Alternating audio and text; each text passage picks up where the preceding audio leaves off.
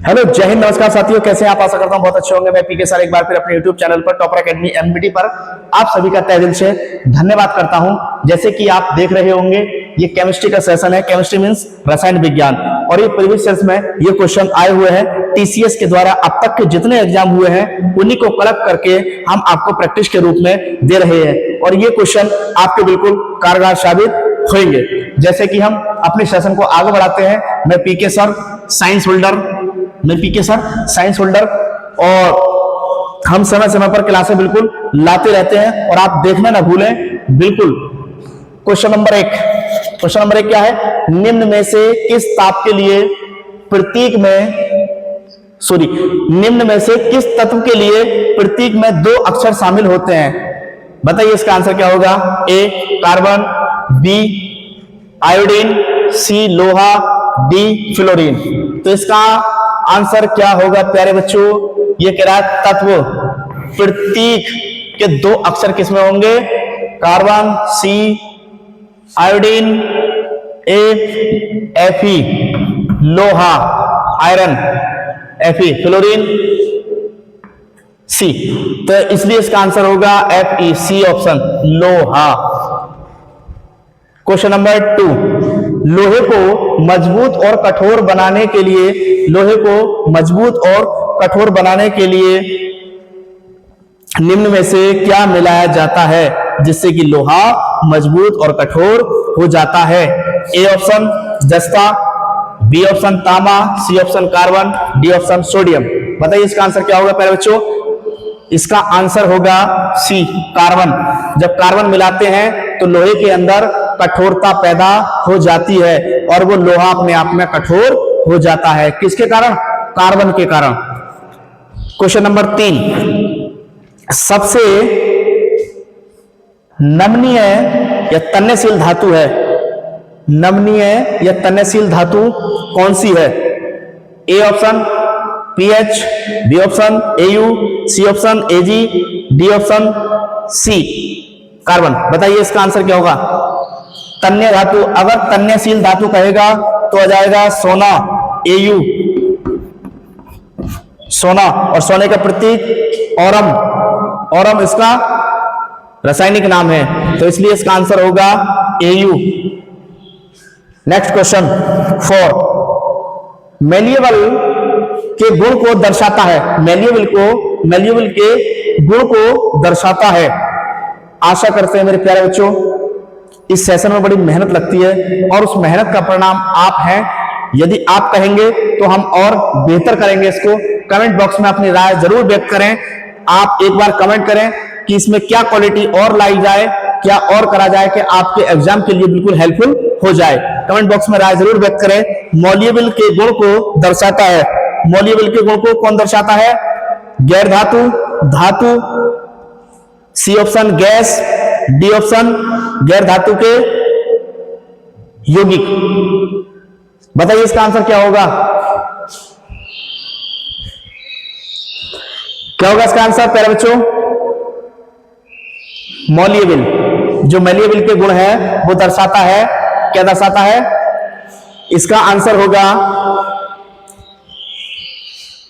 मॉलिएबल एक क्या है? धातु। इसका आंसर होगा बी, इसका आंसर होगा बी, इसका आंसर होगा धातु। नेक्स्ट क्वेश्चन नंबर 5, देखो मेरे प्यारे बच्चों, जो हमारे टेक्नीशियन भैया आए ऑपरेट करते हैं वो हमको बड़ी मदद करते हैं, और बेचारे यहां तक लाए हैं, तो उनके लिए एक लाइक और एक सब्सक्राइब तो जरूर बनता है। मेरे प्यारे बच्चों लाइक और सब्सक्राइब करना ना भूलें, और बेल आइकन को भी दबा लें। क्वेश्चन नंबर 5, धातु कक्षीय ताप पर तरल होती है, धातु कक्षीय ताप पर तरल होती है। जो तरल जो होती है वो क्या होती है? पारा तरल है? नहीं, पारा एक भौतिक परिवर्तन है। पारे को जल में परिवर्तित कर सकते हैं, जल को फिर पारा बना सकते हैं, मींस तो ये नहीं होगा। बी ऑप्शन ब्रोमीन, हाँ ये एक तरल धातु है, ये एक तरल तत्व या धातु है। कैल्शियम भी नहीं, सल्फर भी नहीं हो सकता, इसलिए इसका आंसर होगा ब्रोमीन। क्या होगा इसका आंसर प्यारे बच्चों? ब्रोमीन। नेक्स्ट क्वेश्चन 6, एक धातु के उस गुण को क्या कहा जाता है, एक धातु के उस गुण को क्या कहा जाता है जिसमें उसकी सतह चमकदार होती है। बताइए उसकी चमकदार जो सतह होगी वो क्या होगा। जैसे कि हमने अभी पढ़ा था तन्यशील, तन्यशील यह होगा, ये नमनीय होगा, जिसमें चमक होगा तो वो क्या होगा, ए ऑप्शन आघात वर्धनीय, इसको आघात वर्धनीय जो होता है वो होता है एजी। बी ऑप्शन कठोर, कठोर जैसे कि कार्बन, क्या है ये कार्बन, कार्बन मिला देते हैं तो लोहा कठोर हो जाता है। सी ऑप्शन तन्य यानी कि सोना, क्या है सोना, सोने को उसका आकार या तन्य धातु सोने को हम खींच सकते हैं और ये सोना अपने आप में क्या होता है, चमकदार होता है, इसलिए इसका ऑप्शन सी होगा।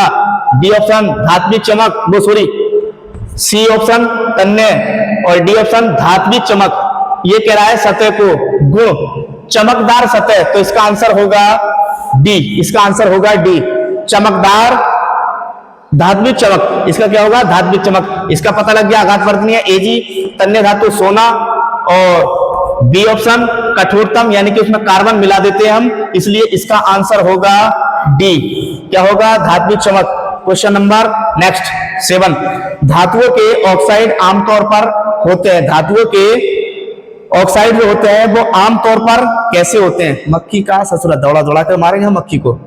धातुओं के ऑक्साइड आमतौर पर होते हैं कैसे, बेसिक, कम प्रतिक्रियाशील उभयधर्मी, सी ऑप्शन उदासीन, डी ऑप्शन अम्लीय। बताइए धातु के ऑक्साइड, जो धातु के ऑक्साइड होते हैं वो कैसे होते हैं, वो होते हैं basic, A option is the correct, basic. और बेसिक को हम क्या कहेंगे, इसको कहेंगे क्षारीय, क्या कहेंगे हम क्षारीय। इसलिए अगर क्वेश्चन आ जाए कि धातुओं के ऑक्साइड आमतौर पर कैसे होते हैं, वो होते हैं basic means base, base means क्षारीय, अम्लीय एसिड, तो इसलिए इसका आंसर होगा ए, बेसिक मींस क्षारीय होगा। बी ऑप्शन कम प्रतिक्रियाशील उभयधर्मी ऑक्साइड, बिल्कुल नहीं।